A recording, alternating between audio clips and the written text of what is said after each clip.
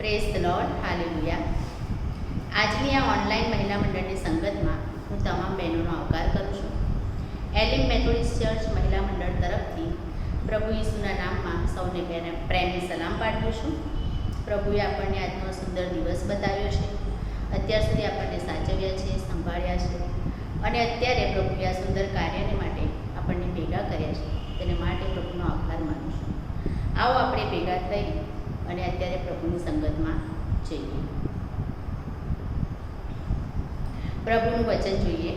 હે યહોવા, મારા સામર્થ્ય, હું તારા પર પ્રીતિ રાખું છું. યહોવા મારો ખડક, મારો કિલ્લો તથા મારો બચાવનાર છે. મારો દેવ, મારો ગઢ, તે પર હું ભરોસો રાખીશ. તે મારું બખ્તર, મારા તારણનું સિંહ અને મારો ઊંચો બુરજ છે. પ્રભુ તેના વાંચેલા વચનો પર આશીર્વાદ આવવા દે. આવો આપણે પ્રાર્થના કરીએ. પરમ કૃપાળુ પરમેશ્વર પિતા, અમારા રાજાઓના રાજા અને પ્રભુઓના પ્રભુ, અમારા દેવ, તમારો પુષ્કળ આભાર માનીએ છીએ, તમારી સ્તુતિ કરીએ છીએ, તમારા નામને ધન્યવાદ આપીએ છીએ પ્રભુજી. હા પ્રભુ પિતા, તમે અત્યાર સુધી અમને સાચવ્યા છે, સંભાળ્યા છે, અમને દોર્યા છે, ચલાવ્યા છે, તેને માટે પ્રભુજી તમારો પુષ્કળ આભાર માનીએ છીએ પ્રભુ પિતા. ખાસ કરીને પ્રભુજી, અત્યારે તમે અમને આ કાર્યને માટે ભેગા કર્યા છે ત્યારે પ્રભુજી તમારો પુષ્કળ આશીર્વાદ આવવા દેજો આ કાર્યને માટે પ્રભુ પિતા. ઓ પ્રભુ પિતા, અત્યારે વચનની સેવા લાવનાર બહેનને તમારા હાથમાં સોંપીએ છીએ પ્રભુજી. તે જે કંઈ બોલે તેમનું મુખ તમે બનજો પ્રભુજી. તેમની સાથ અને પાસે રહેજો પ્રભુ પિતા. તેમના વચનો દ્વારા, તેમના સંદેશા દ્વારા અમે કાંઈક શીખી શકીએ અને પ્રભુમાં દોરાયેલા રહીએ તેવું થવા દેજો પ્રભુજી. હા પ્રભુ પિતા, અત્યારે આવેલા ડિસ્ટ્રિક્ટ ઇવેન્જલિસ્ટ બેન શ્રીમતી ઉષાબેન કાંતબેન, અમારા પ્રમુખ શ્રી રીનાબેન, તે સર્વ બહેનોને પ્રભુતા તમારા હાથમાં સોંપીએ છીએ. ઓ પ્રભુતા, અત્યારના કાર્યને માટે અમે તમારા હાથમાં સોંપાઈએ છીએ. અમારું સૌ તમે સંભાળો પ્રભુતા. આટલી ટૂંકી અને નમ્ર અરજ સાંભળો અને સ્વીકાર કરો પ્રભુજી. આમીન.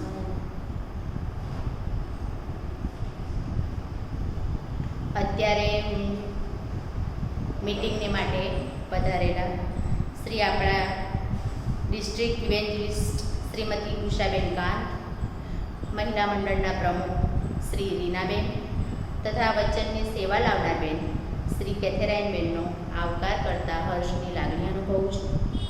આવો આપણે સૌ ભેગા થઈ પ્રભુની સ્તુતિ કરીએ અને આ સમયે પ્રભુનો આભાર માનતા, પ્રભુની સ્તુતિ કરતા ભજન સંગ્રહમાંથી ગીત નંબર 205 ગાઈશું.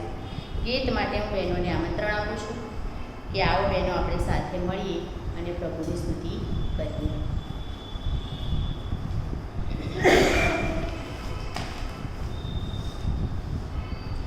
ઈસુ જેવો મિત્ર કોણ છે, જે મિટાએ શોકને પાર. કેવો મોટો વાક્ય આપણે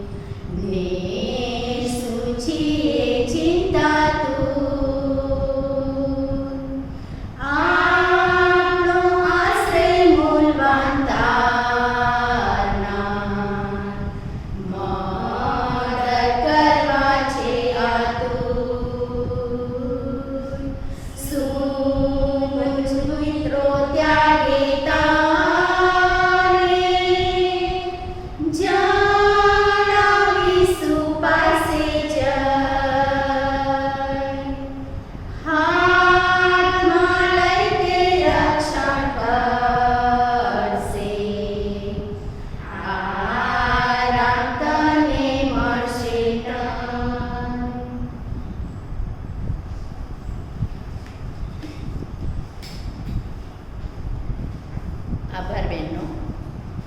હવે આપણે પાક કબૂલાત તથા મધ્યસ્થીની પ્રાર્થનામાં જોડાઈશું અને પ્રાર્થના માટે આપણા ઇવેન્જલિસ્ટ બેન શ્રી ઉષાબેન કાંતને વિનંતી કરીશ કે તેઓ આપણને પ્રાર્થનામાં બેનશે.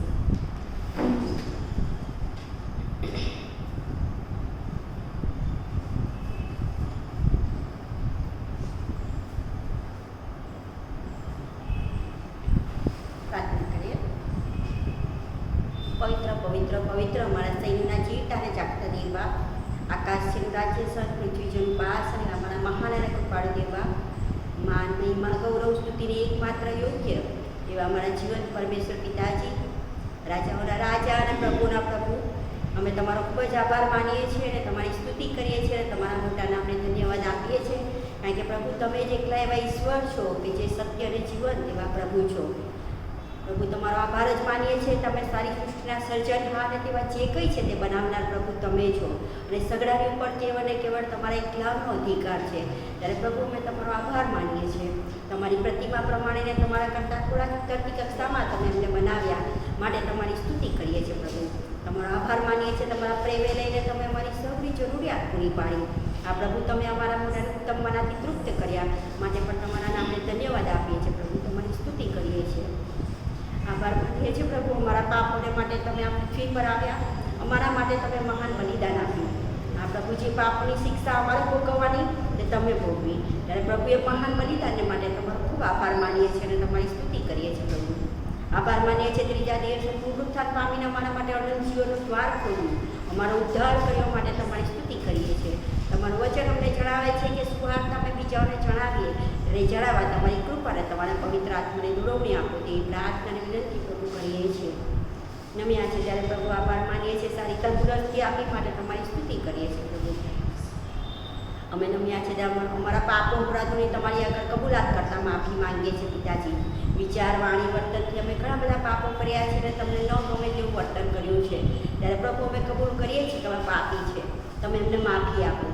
તમારા પવિત્ર અને મૂલ્યવાન રક્તમાં તમે અમને ધોઈને શુદ્ધ કરો, પવિત્ર કરો અને તમારા માર્ગમાં ચલાવો. તમારી અધીનતામાં રાખો અને તમને પસંદ પડે તેવું જીવન જીવવા તમારી વિશેષ દયા કૃપા તમે અમને પૂરી પાડો તેવી પ્રાર્થના અને વિનંતી કરીએ છીએ. પિતાજી, નમ્યા છે ત્યારે અમારી પ્રાર્થના વિનંતી તમારી પાસે લાવતા પ્રભુજી આ સમયે અમે વિશેષ રીતે તમારી કૃપા માંગતા અમારા મહિલા મંડળને તમારા હાથમાં સોંપીએ છીએ. પ્રભુ તમારી કૃપામાં પ્રભુ તમે અમારા મહિલા મંડળને પ્રભુ અદ્ભુત રીતે પ્રભુ ઉપયોગ કરી રહ્યા છો.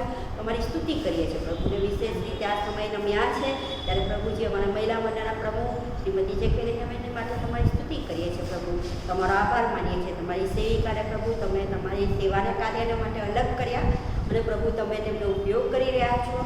તમારો આભાર જ માનીએ છીએ અને તમારી સ્તુતિ કરીએ છીએ. પ્રભુ વિશેષ પ્રભુ તમારી કૃપા સતત તમારે તેમના આંખમાં જારી રાખજો. ત્યાર સુધી કૃપા આપી હવે પછી પણ તમે તેમની સાથે પાસે રહેજો અને પ્રભુ મારી બધી જવાબદારી દરેકમાં તમારી કૃપા તમારી સેવિકાને પૂરી પાડજો તેવી પ્રાર્થના કરીએ છીએ.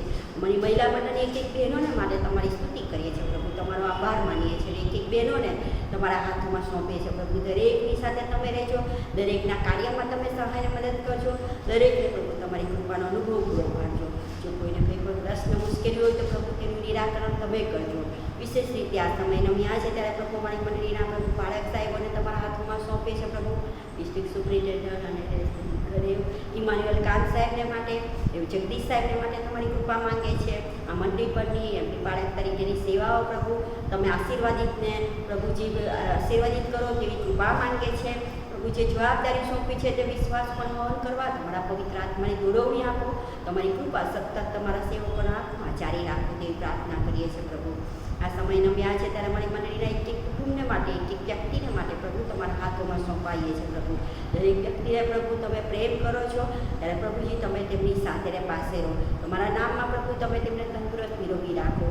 કોઈ બીમાર છે પ્રભુ, કદાચ અમે નામ જાણતા નથી, તમે જાણો છો, ત્યારે પ્રભુ અમારી પ્રાર્થના છે તમારા નામમાં તમે તેમને સ્પર્શ કરો, સાજાપણું આપો, તમારી કૃપાનો અનુભવ પૂરો પાડો તેવી પ્રાર્થના કરીએ છીએ. પિતાજી, કોઈને કોઈ પ્રશ્ન મુશ્કેલી છે ત્યારે પ્રભુ તમારા નામમાં તમે તેનું નિરાકરણ કરો એવી તમારી પાસે તેની પ્રાર્થના કરીએ છીએ. પ્રભુ નમ્યા છે ત્યારે પ્રભુજી વિશેષ રીતે તમારી તરફ દ્રષ્ટિ કરતા તમારી કૃપા માંગીએ છીએ. પ્રભુ વિશ્વભરમાં અને પ્રભુજી આ સમયે જે કોરોના વાયરસ, ત્યારે પ્રભુ અમે તમારી કૃપા માંગીએ છીએ એ વાયરસના જંતુઓને તમે પ્રભુ તમારા નામમાં સંપૂર્ણપણે નાશ કરો એવી કૃપા માંગીએ છીએ પ્રભુ. અને પ્રભુજી આ દિવસોમાં પ્રભુ ઘણા બધા લોકો પ્રભુ એના કારણે મૃત્યુ પામ્યા છે, ત્યારે પ્રભુ એમના કુટુંબોને તમે દિલાસો આપો તેવી તમારી દયા કૃપા માંગીએ છીએ પ્રભુ. નમ્યા છે ત્યારે પ્રભુજી એવા લોકો કે જેઓ પ્રભુ એ રોગથી પીડાય છે, ત્યારે પ્રભુ તમારા નામમાં તમે તેમને સાજાપણું આપો, તમારી કૃપા આપો પ્રભુ. પ્રભુજી તમારા નામમાં પ્રભુ જે લોકો ઓળખાય છે અને જેઓ એ રોગથી પીડાય છે તેઓને પ્રભુ સાજાપણું આપીને તમારા વિશ્વાસમાં મજબૂત બનાવો તેવી દયાની કૃપા માંગી લઈએ છીએ પ્રભુ. જે લોકો તમને ઓળખતા નથી ત્યારે પ્રભુ આ દિવસોમાં તમારી ઓળખ પ્રાપ્ત કરે એવી કૃપા થવા દેજો એવી પ્રાર્થના કરીએ છીએ પિતાજી. હોસ્પિટલમાં જેઓ નોકરી કરે છે તેઓને માટે પ્રભુ હોસ્પિટલ સ્ટાફને માટે તમારી કૃપા માંગીએ છીએ પ્રભુ.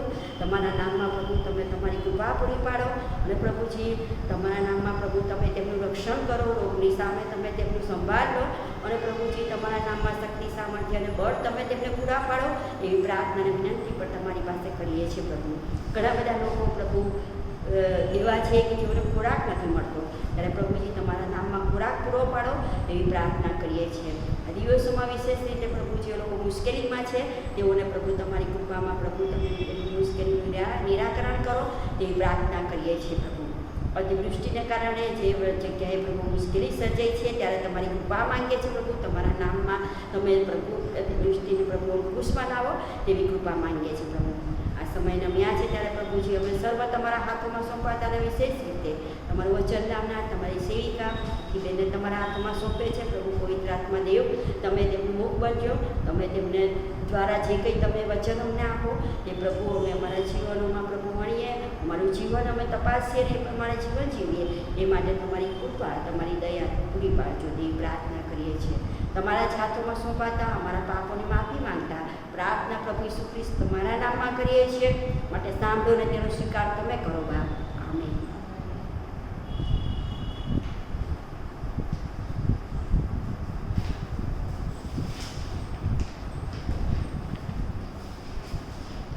પ્રભુ ઈસુ ખ્રિસ્તના નામમાં સર્વ બહેનોનો આવકાર કરું છું અને ખાસ કરીને આજના જે આપણા વક્તા કેથરાઇનબેન માસુક ચૌહાણ, જેઓ એ મારી વિનંતી સ્વીકારી અને આજનું વચન આપવાને માટે એમણે પ્રેમથી હા પાડી, એમના માટે હું પુષ્કળ આભાર માનું છું અને એમનો આ મિટિંગમાં આવકાર પણ કરું છું. તેઓ વ્યવસાય ટીચર છે, એમને 2 દીકરીઓ છે, સ્ટેફી અને એમના જમાઈ થાંગા એ ઓસ્ટ્રેલિયામાં છે અને શાઇની એ જર્મનીમાં સ્ટડી કરે છે અને તેમને પ્રભુના માટે નિસંતાન બહેનો માટે બોજ છે અને સ્ટુડન્ટ્સ માટે પણ બોજ છે અને એમના આ વ્યવસાયના સમય દરમિયાન એમના ઘણા બધા બહેનોને માટે એમણે પ્રાર્થના કરી હશે. એ સમયે નિસંતાન બહેનોને સંતાનની પ્રાપ્તિ પણ થઈ છે અને એમાં 2 હિન્દુ બહેનોને પણ બાળક પ્રાપ્ત થયું છે. આ એમની સેવાને માટે આપણે પ્રભુનો આભાર માનીએ છીએ. ખાસ કરીને બીજા બહેન જે ઉષાબેન કિરીટભાઈ પ્રવાસી, જે પણ વ્યવસાય ટીચર છે, એમને પણ આગેવાની લેવાને માટે એમને મારી વિનંતી સ્વીકારી માટે એમનો પણ આવકાર કરું છું અને આભાર માનું છું. એમને એક ડોટર છે જે BTech કરેલું છે અને એક બીજો સન છે જે 9th સ્ટડી કરે છે અને એમના વ્યવસાયના સ્થળેથી અન્ય ધર્મી બહેનોની વચ્ચે પણ સુવાર્તાનું કાર્ય કરે છે. એના માટે પણ બહેનો આપણે આભાર માનીએ છીએ.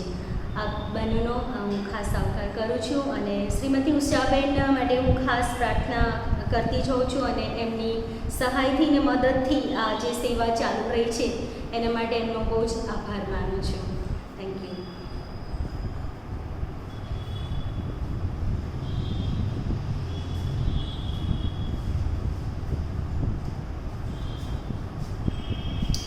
સારું, ત્યારે અત્યારે આ સમયે આપણે પ્રભુના વચનો તરફ જઈશું, વચનો વાંચીશું તથા સાંભળીશું. જૂના કરારમાં નિર્ગમનનું પુસ્તક, તેનો 2જો અધ્યાય અને 1 થી 10 કલમ આપણે વાંચીશું.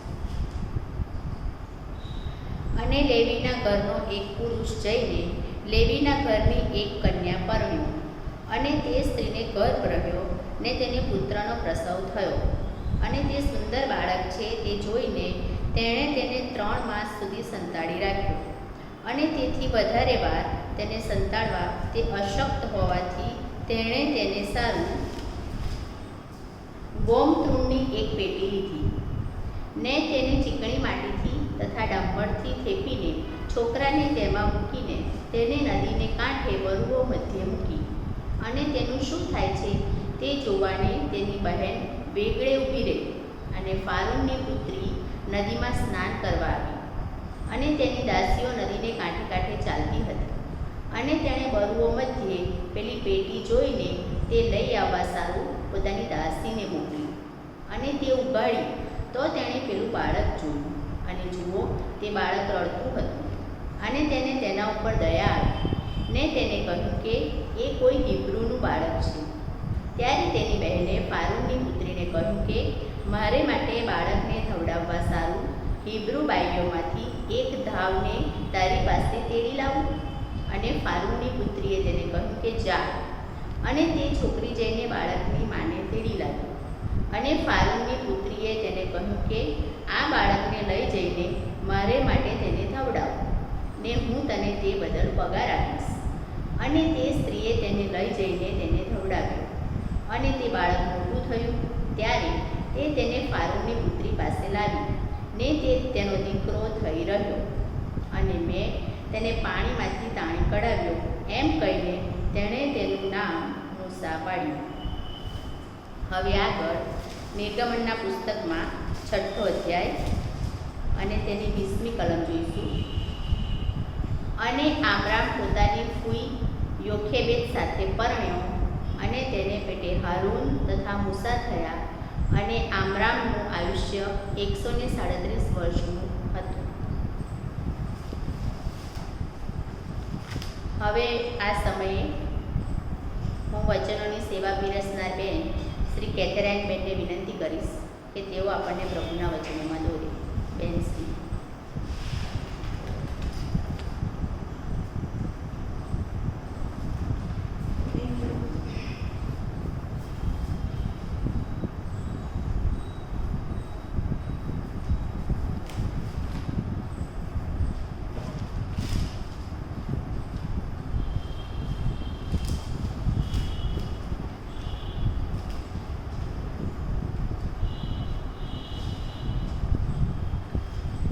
ઈશ્વર પિતાનો આ સમય ખૂબ જ આભાર માનું છું કે આ તક મને પૂરી પાડવામાં આવી. બંને બાળક સાહેબ ઈસુ રેવરન્ડ ઇમાનુએલ કાન સાહેબ તથા જગદીશ સાહેબ અને બેન ઇવેન્જલિસ્ટિક બેન ઉષાબેનનો પણ આ સમયે હું આભાર માનું છું. પ્રમુખ બેન રીનાબેનનો પણ આભાર માનું છું કે તેમણે આ તક મને પૂરી પાડી અને વચનની સેવાને માટે મને લાયક ગણી. ખરેખર ઈશ્વર પિતાના આ સમય માટે બહુ જ આભાર માનું છું. લીડિંગ કરનાર બેન ઉષાબેનનો પણ આભાર માનું છું. તેમણે મારા માટે જે લીડિંગ કર્યું અને બાઇબલ વાંચન કર્યું છે. બહેનો તરીકે કારોબારીની બધી બહેનો, મહિલા મંડળની એ બધાનો અત્રે હું આભાર માનું છું. ખરેખર આ સમય માટે આભાર માનતા પ્રાર્થના કરીએ. સર્વશક્તિમાન જીવતા અને જાગતા અમારા મહાન પ્રભુ, અમે તમારો બહુ જ આભાર માનીએ છીએ કારણ કે આજે તમે અમને જીવતા રાખ્યા છે. આ તક અને આ સમય અમારા જીવનમાં આપી છે એના માટે આભાર માનીએ છીએ. અત્યારે અમે મહિલા મંડળની બહેનો તરીકે તમારી હજુરમાં એકત્ર થયા છીએ ત્યારે અમે બધા તમારા હાથોમાં સોંપાયા છે. હું જબડ પાત્રને પણ તમારા હાથોમાં સોંપું છું.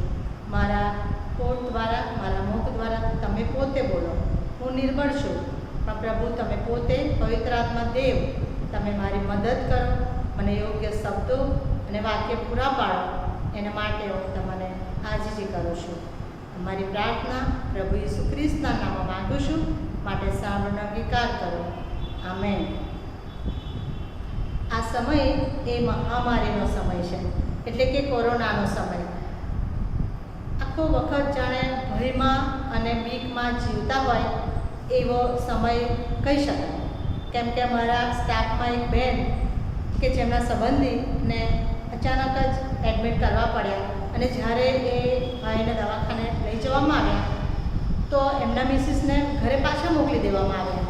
ઘરમાં 3 સભ્યો બીજા હતા, પણ આ વાત સાંભળીને તેમને પણ તાવ આવી ગયો અને એમના ફ્લેટના બધા લોકોએ એમના બારી બારણા બંધ કરી દીધા અને એમને કોઈ પણ જાતની મદદ કરીને જે રોજ સાથે બેસતા હતા, ઓટલા પરિષદ કરતા હતા. પણ આ સમયમાં કે જે ભયનો સમય છે એ સમયમાં તેમને કોઈએ મદદ કરી નહીં. ફક્ત એક મહારાષ્ટ્રીયન ભાઈ હતા, એમણે એવું કહ્યું કે મને બીક નથી લાગતી, ચાલો હું તમારા ઘરમાં આવું અને તમને મદદ કરું. હું માનું છું કે મહારાષ્ટ્રીયન ભાઈ તેઓ કદાચ ક્રિશ્ચન પણ હોઈ શકે, અથવા એમણે પ્રભુએ એમને આવી આજ્ઞા આપી હોય કે દયા એમનામાં આવે, એવો વિવેક એમનામાં મૂક્યો હોય. પણ આ એક સમય એવો છે કે અત્યાર સુધીના સમયમાં પણ જાણે ફ્લૂ કે શરદી ખાંસી બધું થતું હતું જ, પણ આ સમયે જો કશું આવા લક્ષણો દેખાય છે તો બીક લાગી જાય છે, ભય લાગે છે કે ક્યાંક એકાદ છીંક આપતી હોય તો પણ જાણે બીક લાગે, અને બીજી વ્યક્તિઓ જે આજુબાજુ હોય ને તે પણ બી જાય છે કે આ એવી લક્ષણવાળી વ્યક્તિ તો નથી ને. એટલે ખરેખર જાણે અજાણે ભય તો છે જ આ કોરોનાને લીધે, અને એવા આ મહામારીનો સમય કહી શકાય.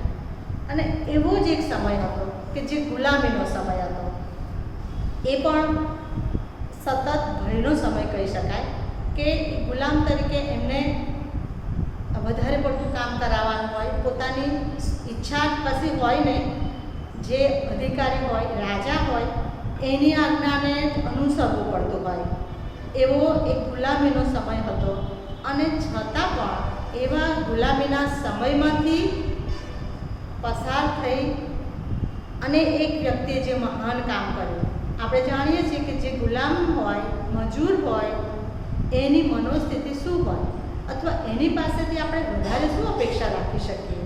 પણ એવી એક વ્યક્તિ કે જે ગુલામ છે અને છતાં પણ એક મહાન પ્રભુના માટે કામ કરનાર બની ગઈ, એવી એક વ્યક્તિ, એવી એક માતાને આપણે આજે જોવા માંગીએ છીએ, એના જીવન સંબંધી શીખવા માંગીએ છીએ, અને તે તો છે યોખેબેદ, એટલે કે મૂસાની મા. અને આ યોખેબેદ એ ખરેખર હિંમતથી અને બહુ જ પ્રભુના વિશ્વાસમાં ભરપૂર એવી એ સ્ત્રી હતી. એ લેવી કુળની હતી, અને આપણે જેમ શાસ્ત્ર પાઠમાં વાંચ્યું તે પ્રમાણે એ લેવી કુળની હતી. એટલે કે એનું લગ્ન એ આમરામ સાથે થાય છે, અને યોખેબેદનો અર્થ થાય છે ઈશ્વર મહિમાવાન છે. યોખેબેદ એ લેવી કુળની છે અને એનું લગ્ન આમરામ સાથે થાય છે, એવું આપણે કલમોમાં વાંચ્યું. યોખેબેદ સંબંધી આપણે 3 બાબતો આજે જોઈશું.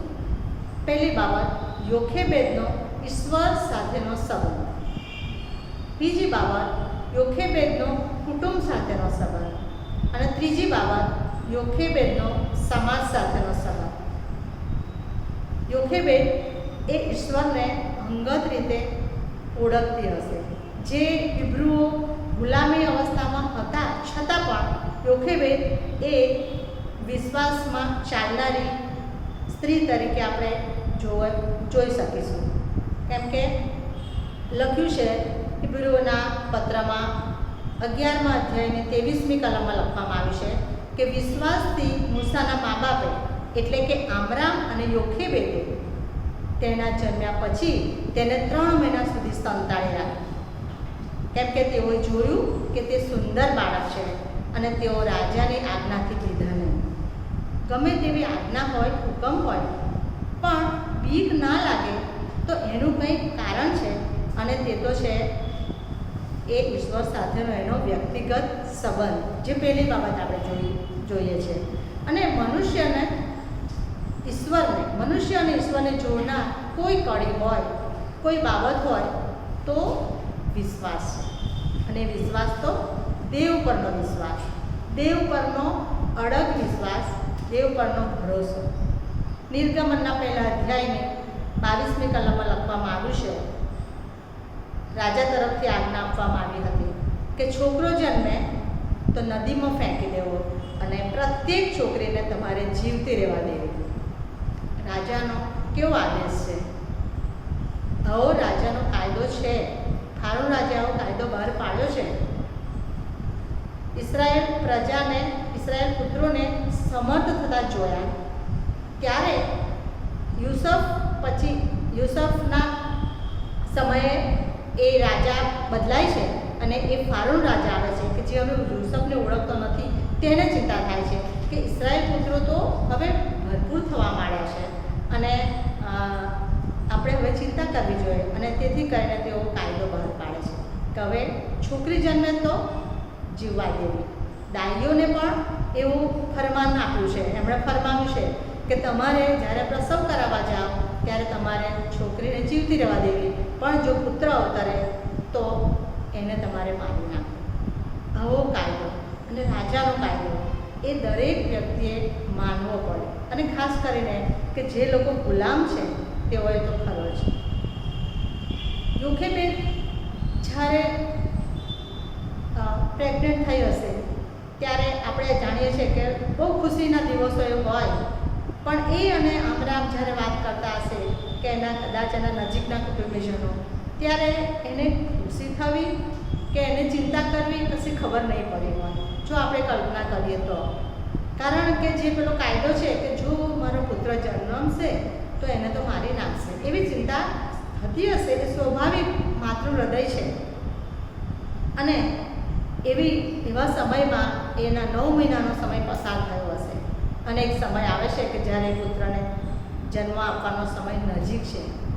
આપણે જાણીએ છીએ કે પ્રસવની પીડા સમયે ચીસ પાડી દેવા, પણ એને ખબર છે કે આ સમય તો બહુ અપરો છે, એટલે એણે બધી જ એની સહનશક્તિ હતી એ બધી ભેગી કરીને એ ચીસને એણે એ શ્વાસને રોકી રાખ્યો હશે.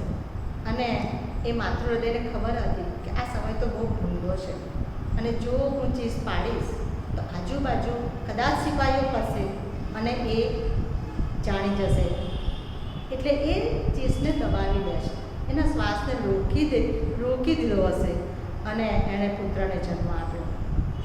કારણ કે એણે વિચાર્યું કે મારે તો શાંત જ રહેવાનું છે, આ સમય એવો છે કે મારે શાંત રહેવાનું છે. અને એણે પુત્રને જન્મ આપ્યો અને દીકરો ઉતરે છે. પુત્ર કેવો આનંદ, કેવો ભય, એવું પણ આપણે કહી શકીએ. કેવો ભય એટલે કે શાનો ભય? કારણ કે એના અંદર તો જીવતા ઈશ્વરનો વાસ છે, જીવતા ઈશ્વરનો એની સાથેનો સતત સંબંધ છે. એટલે આનંદ, એ જે ભય છે તે જતો રહે છે જાણે એના થોડા સમય માટે. અને એના પુત્રને હાથમાં લીધો હશે, છાતી સરસો ચાંપ્યો હશે, અને તે જ સમયે એની સ્ટ્રગલ શરૂ થઈ ગઈ હશે કે હવે રાજાનો કાયદો છે, કારણ કે આ પુત્ર છે. અને એ બાબત આપણે જોઈએ છીએ કે એણે ત્યારથી જન્મવાનું હશે પહેલાં અને પછી, ને હવે તો ખાસ કારણ કે ઈશ્વરના હાથોમાં, દેવના હાથોમાં આ દીકરાને સોંપે છે અને એનો સમય શરૂ થાય છે. આ જોઈએ આપણે યોખેબેદની ઈશ્વર સાથેના સંબંધની બાબત. હવે આપણે બીજી બાબત જોવાના છીએ અને તે તો છે યોખેબેદનો કુટુંબ સાથેનો સંબંધ. હવે જ્યારે આ પુત્ર જન્મે છે તો એના વિશ્વાસને લીધે, એની સાક્ષીને લીધે, એના રહેણીકરણીને લીધે એના ઘરના નજીકના, એના સમાજના હિબ્રુ લોકોએ પણ એને ઘણો સહકાર આપ્યો છે. કારણ કે આ વાતની જાણ થઈ નથી અને એ લોકોએ 3 મહિના સુધી એને સંતાડી રાખ્યો છે. પણ હવે જ્યારે એ 3 મહિનાથી વિશેષ સંતાડી શકવાને માટે અસમર્થ છે. કારણ કે આપણને તો ખબર છે બાળક જન્મે એટલે રડે અને આજુબાજુ અવાજ થાય જ, અને બાળક ભૂખ્યું થાય તોય રડે. એટલે અને ત્યારે પણ ખબર પડ્યા વગર રહે નહીં, કારણ કે આપણે જાણીએ છીએ મૂસા તો મહાન સુરવીર એવો સેવક થઈ ગયો તો કદાચ એનો તો અવાજ પણ ભારે હશે, અને એટલે બહુ જ કાળજી રાખતા હશે અને ઘરના બધા એને બહુ જ સપોર્ટ કરતા હશે. આ સમયે એક બાબત પણ નોંધવાનું મને મન થાય છે કે હું જ્યારે આ યોખેબેદ એટલે કે માતાનું કહું છું ત્યારે પિતાઓને પણ મારે એટલું જ કહેવું છે કે અહીંયા યોખેબેદ એટલે કે અમે બહેનો તરીકે આ શીખવા માગીએ છીએ, પણ અહીંયા પિતાનો રોલ બી એની સાથે છે જ, કારણ કે તો જ એને સપોર્ટ મળ્યો હશે. એટલે પિતાઓને પણ હું આ સમયે ધન્યવાદ આપું છું કે એ આ આમરામે યોખેબેદને ચોક્કસ સપોર્ટ કર્યો હશે અને એનો વિશ્વાસ આમરામને લીધે વધારે મજબૂત થયો હશે, એ પણ હું માનું છું. કારણ કે મરિયમનો ઉલ્લેખ છે જ, એટલે કે આખું કુટુંબ થઈ અને આ મૂસાને આ બાળકને ઉછેરે છે.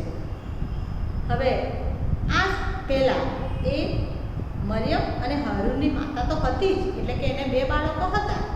એ સમયે એવો કાયદો હતો નહીં, એટલે કે ત્યારે એને એવી કોઈ ચિંતા હતી નહીં.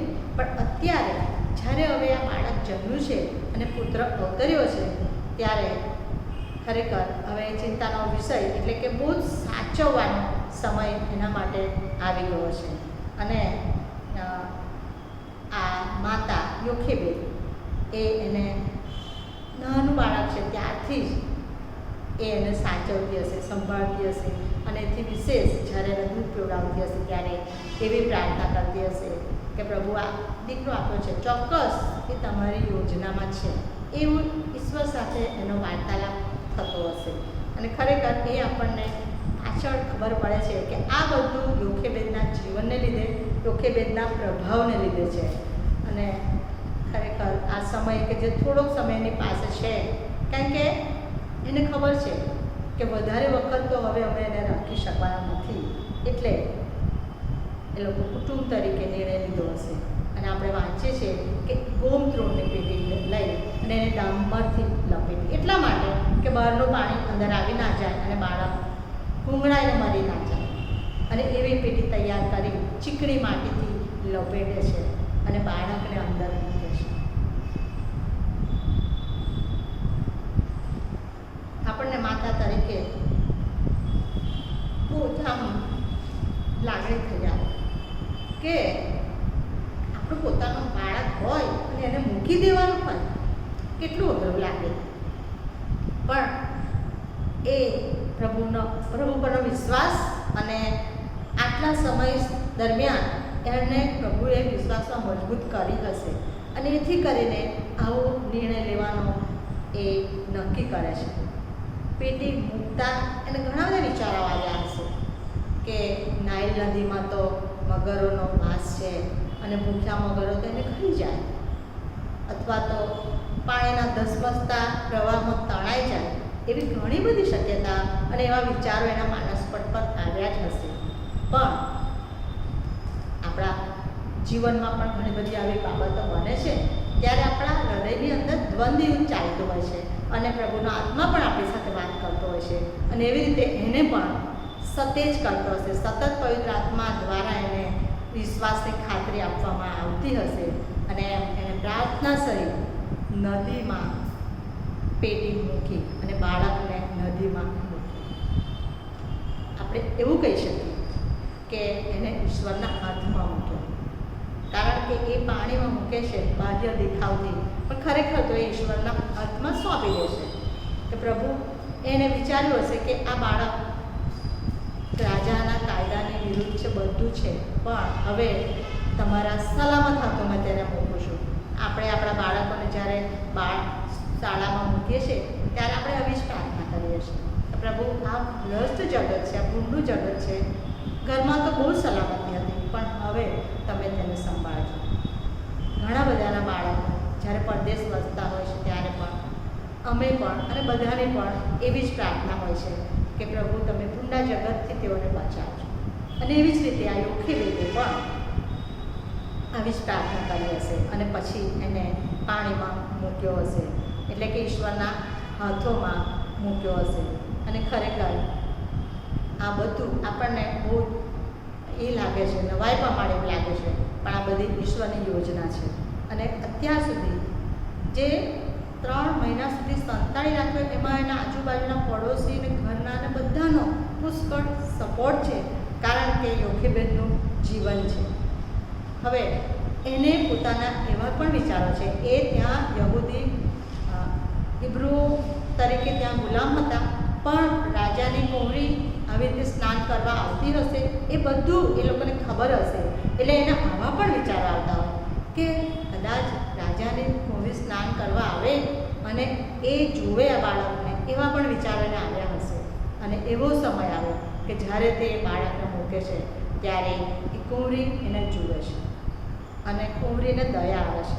નિર્ગમનના 2 અધ્યાય 6ઠી કલમમાં લખ્યું છે એ પ્રમાણે કે અને તે ઉઘાડી તો તેણે પેલું બાળક જોયું અને જુઓ તે બાળક રડતું હતું અને તેને તેના ઉપર દયા આવી ને તેને કહ્યું કે એ કોઈ હિબ્રુનું બાળક છે.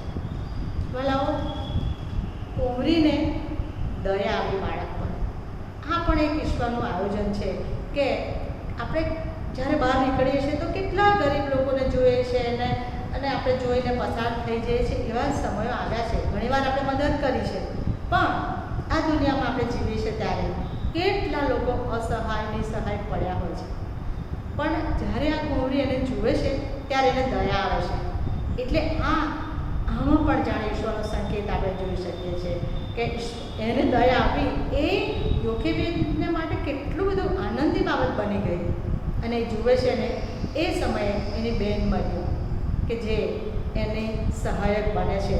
અને જ્યારે બીજી બાબત કે જ્યારે એ જઈને રાજાની કુંવરીને વાત કરે છે કે હું તમારે માટે કોઈ હિબ્રુ બાઈને તેડી લાવું, કારણ કે રાજાની કુંવરીને ખબર છે કે આ તો કોઈ હિબ્રુનું બાળક છે, કારણ કે રાજાને કાયદાને લીધે એમણે મૂકી દીધું છે. તો રાજાની કુંવરી એ પણ મરિયમની વાતને ધ્યાન આપે છે, એટલું જ નહીં પણ એને માન્ય રાખે છે કે હા જા તું તેડી લાવ. અને ઈશ્વરની કેટલી બધી દરમિયાનગીરી કહેવાય કે મરિયમ પોતાની જ માને, એટલે કે જે બાળકને તરતું મૂકી દીધું એની જ માને એક ધાવમાં તરીકે તેડી લાવવાની એને આજ્ઞા પ્રાપ્ત થાય છે, અથવા તો એની આજ્ઞાને માન્ય રાખવામાં આવે છે, એની ઈચ્છાને માન્ય રાખવામાં આવે છે. અને એમ આ સમયે જ્યારે એને યોખેબેદના હાથમાં રાજાની કુંવરીએ સોંપ્યો કે ભાઈ તું મારે માટે એને ધવડાવ, તો એના આનંદનો પહાર નહીં રહ્યો હોય. ખરેખર એ સમયે એણે ઈશ્વર પિતાનો બહુ જ આભાર માન્યો હશે ફરી એકવાર કે પ્રભુ મેં તો એને પાણીમાં મૂકી દીધો, પણ તમારી યોજના કેટલી મહાન છે. અને હવે એ બધી યોજનાઓ સમજતી જાય છે કે હવે એ પોતાના બાળકને બીક વગર ઉછેરી શકશે, કારણ કે અત્યાર સુધી તો એને સંતાડી રાખવું પડ્યું હતું, પણ હવે બાળકને એ બીક વગર પોતાના ઘરે લઈ જઈને ઉછેરી શકવાની હતી. અને આ સમય એને એવો છે કે જે બાળકને ઉછેરે, એને દૂધ પીવડાવે, એને ખોરાક ખવડાવે, અને એથી વિશેષ તો એને ઈશ્વરનું જ્ઞાન આપે, જે જીવતો દેવ છે એની ઓળખ પ્રાપ્ત કરાવે. એટલે યોખેબેદને માટે હવે બે પડકારો છે. પહેલો પડકાર કે એ જીવતા દેવને ઓળખે અને એમાં ટકી રહે, અને બીજો પડકાર કે તે હિબ્રુ તરીકેની પોતાની ઓળખ જાળવી રાખે. આ બાબત એ મૂસાને શીખવવાની હતી. અને ખરેખર એ સમયમાં 3 વર્ષ સુધી માતા બાળકને દૂધ પીવડાવી શકતી હતી. એટલે કે એણે પોતે વિચાર્યું હશે કે હવે આ બાળક 3 વર્ષ મારી પાસે છે, તો 3 વર્ષમાં મારે એને બધી જ બાબતો, એટલે કે જીવતા દેવની ઓળખ, સાચી રહેણીકરણી અને ગુલામ તરીકે અવસ્થાનું ભાન, એ બધી બાબતો એ મારે એને શીખવાડવાની છે. અને એણે એને શિક્ષણ આપવાનું ચાલુ કર્યું હશે.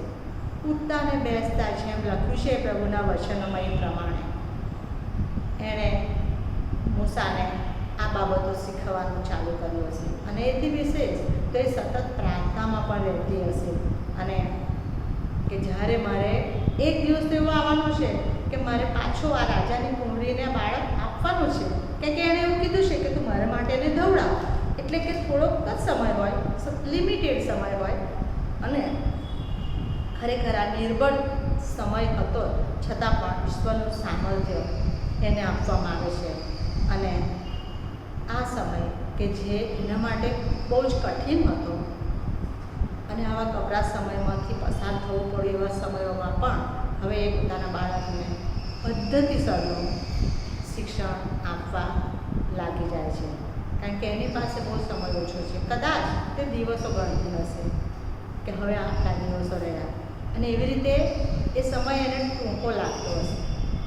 પણ બહુ જ આયોજનબદ્ધ એ માતા યોખેબેદ આગળ વધતી હશે, અને ઈશ્વર એનો વિશ્વાસ મજબૂત કરતા જતા હશે. અને આ બાબતો આપણે જોઈ કે જે એના કુટુંબની બાબતો છે. હવે આપણે ત્રીજી બાબત જોવાના છીએ અને એ તો છે કે એ યોખેબેદનો સમાજ સાથેનો સંબંધ. હવે સમાજ એટલે કે હિબ્રુ લોકો કે જે ગુલામીમાં છે એ ઇઝરાયેલ પ્રજા માટેની બાબત કે એ સમયમાં એ લોકો ગુલામ અવસ્થામાં હતા, પણ ચોક્કસ આ પ્રભુની દોરવણી છે અને બાળક જન્મ્યો છે એટલા માટે એણે પોતાની જાતને જ્યારે તૈયાર કરી છે, મૂસાને ઉછેરવામાં એનું મન લગાડી દીધું છે, ત્યારે એ ખરેખર એની પાસેના જે પડકારો છે એ પડકારોનો સામનો કરતાં કરતાં એ આગળ વધતી હશે અને માતાનું જે હૃદય છે એ એનો સ્ત્રોત એના માટે પૂરતો છે અને બાકી ઈશ્વર પર એનો ભરોસો. આ બંને બાબતો એને મૂસાને ઉછેર કરવામાં બહુ જ મદદરૂપ બની હશે અને જે 3 વર્ષનો કે જેટલો સમય એની પાસે મળ્યો છે કે રાજાની કુંવરી લઈ જાય પહેલાં એ સમયનો એણે બહુ શ્રેષ્ઠ ઉપયોગ કર્યો હશે અને એ ઉપયોગ એણે એવો કર્યો કે એના માનસપટ પરથી એ શિક્ષણ કદી ગયું નહીં, એના હૃદયપટ પર હંમેશા કોતરાયેલું રહ્યું. કારણ કે જ્યારે મોટો થાય છે ત્યારે પણ એના લોકોને જોઈને એને અનુકંપ આવે છે અને મોટો થાય છે એટલે જ્યારે ફારૂનની દીકરીનો પુત્ર ગણાવવાની એ ના પાડે છે, કારણ કે એવું કહે છે કે પાપનું ક્ષણિક સુખ ભોગવવા કરતાં. એટલે કે જે બાબતો એને માતાએ શીખવી છે, એને ફીડિંગ કરાવતા શીખવી છે, એ બધી બાબતો હવે એ જ્યારે મોટો થઈ રહ્યો છે ત્યારે એનામાં દેખાઈ રહી છે. એટલે આ બાબત હિબ્રુઓના પત્રમાં લખ્યું છે એ પ્રમાણે કે પાપનું ક્ષણિક સુખ ભોગવવા કરતાં દેવના લોકોની સાથે દુઃખ ભોગવવાનું તેણે વિશેષ પસંદ કર્યું. આ બાબત આપણે જોઈએ છે કે જ્યારે એના ઘરે હતો ત્યારે એણે યોખેબેદે એ બહુ સરસ રીતે એનો ઉછેર કર્યો.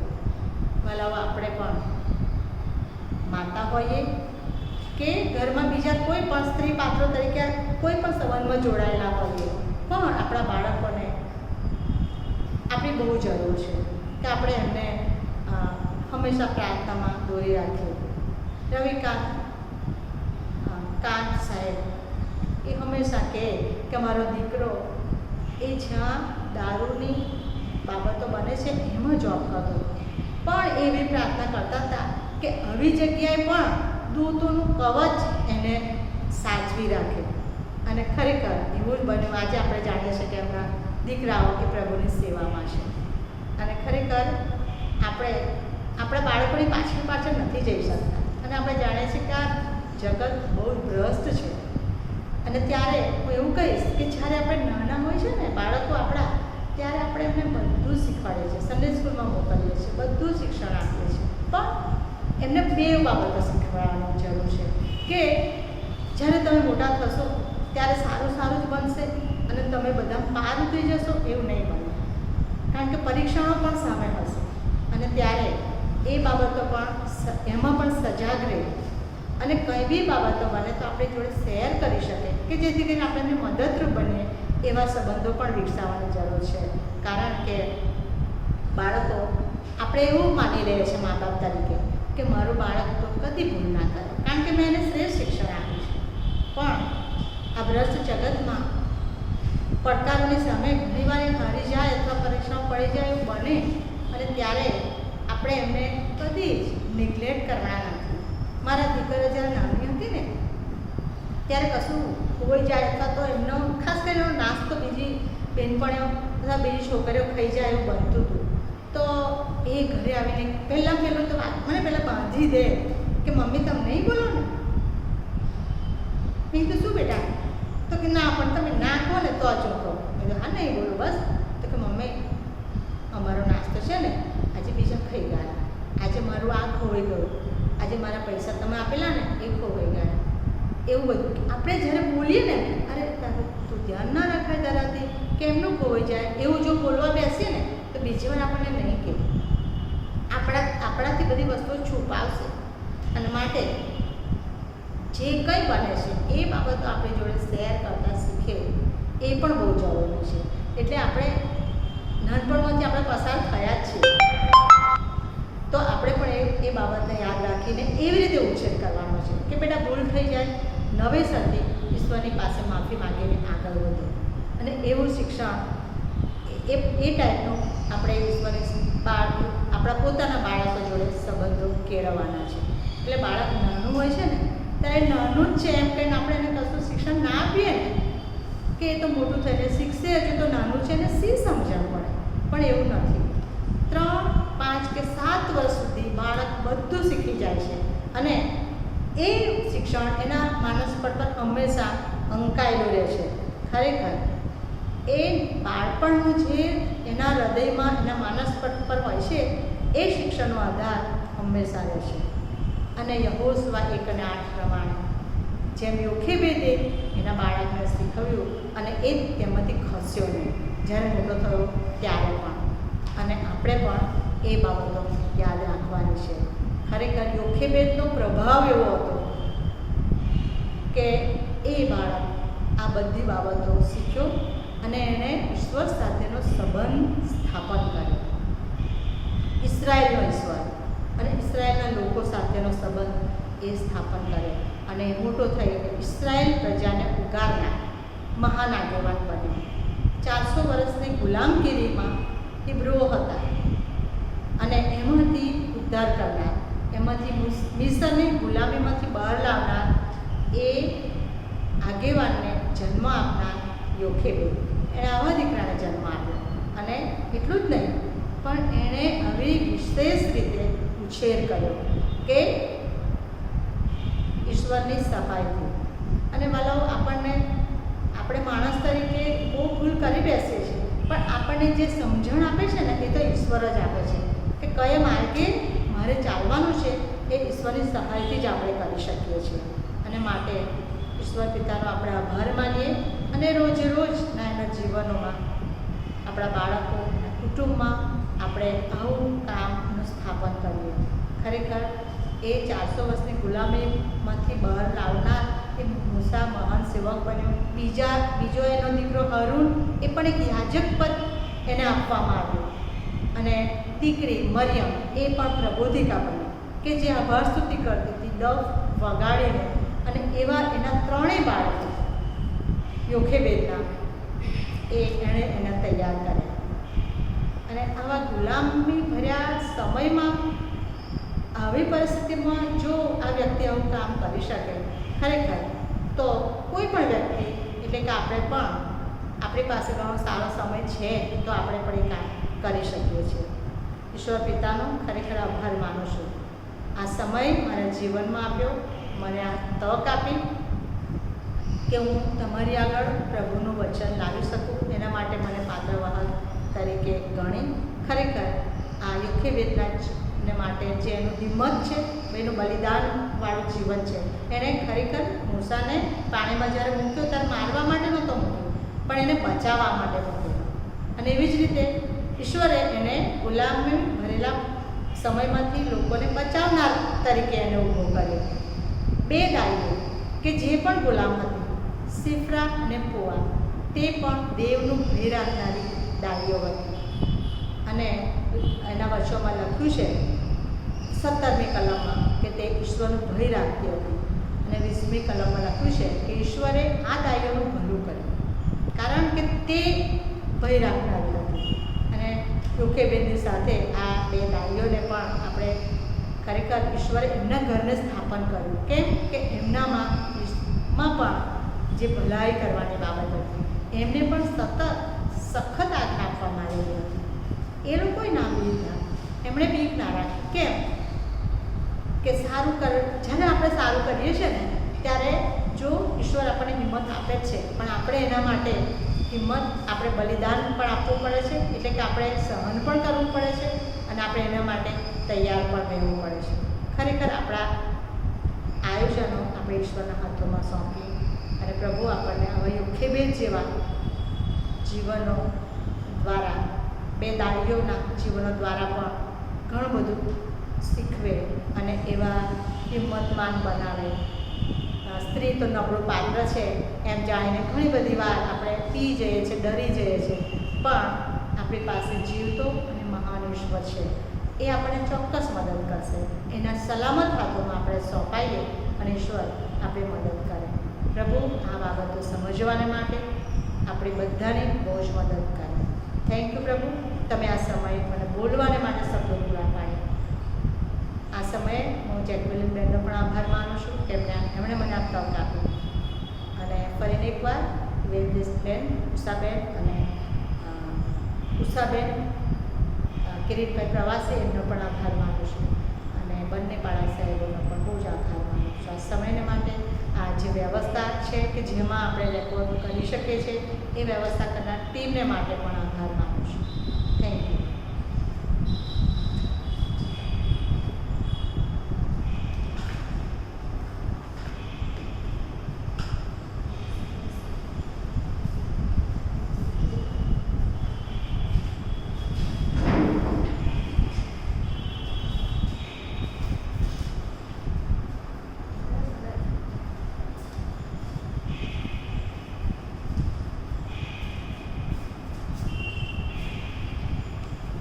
સારું, અત્યારે આ સમયે ખૂબ જ સુંદર, પડકારદાયક, ઉત્તેજન આપનાર, મનનલક્ષી એવા સંદેશાને માટે હું બેન શ્રી કેથેરાઇન બેનનો મહિલા મંડળ તરફથી ખૂબ જ આભાર માનું છું.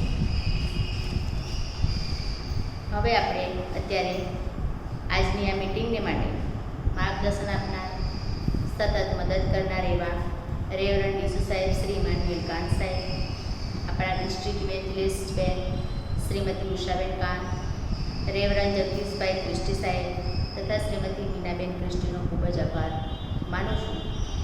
વળી આપણા મહિલા મંડળના પ્રમુખ શ્રીમતી રીનાબેનનો પણ અત્યારે ખૂબ જ આભાર માનું છું. તેમની સેવા, તેમના કાર્યો, તેમનું આયોજન, તેના માટે પણ તેમનો ખૂબ જ આભાર માનું છું.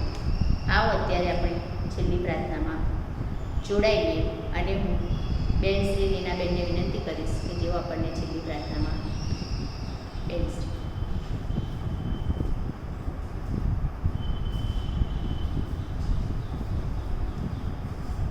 પ્રાર્થના કરી. પ્રેમાળીશ્વર પિતા, તમારો આભાર માનીએ છીએ. તમારા નામને પ્રભુ માન, મહિમા અને ગૌરવ આપીએ છીએ.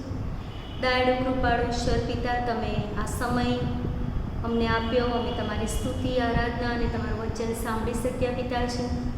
આ સર્વ બાબતની વ્યવસ્થા પ્રભુ તમે પૂરી પાડી, એ સર્વને માટે પિતા અમે તમને ને તમને જ આભાર માનીએ છીએ બાપ. અને પ્રભુ પિતા, અમારા સર્વ કાર્ય દ્વારા, અમારા બહેનોના આ યોગદાન દ્વારા પ્રભુ અમે તમને માન, મહિમા અને ગૌરવ આપી શકીએ પિતા. એના માટે પ્રભુ તમારી કૃપા માંગીએ છીએ. જે બહેનોએ પ્રભુ પિતા આગેવાની લીધી છે, વચનની સેવા આપી છે, પ્રાર્થનાની સેવા આપી છે, સર્વ બહેનોના કુટુંબને પ્રભુ તમારા આશીર્વાદોથી તમે ભરપૂર કરજો. અને હવે પછીના સમયમાં પ્રભુ અમે તમારા હાથમાં સોંપાયા છીએ. અમારી પ્રાર્થના ઈસુના નામમાં માંગીએ છીએ. સાંભળો અને સ્વીકારો બાપ. આમેન.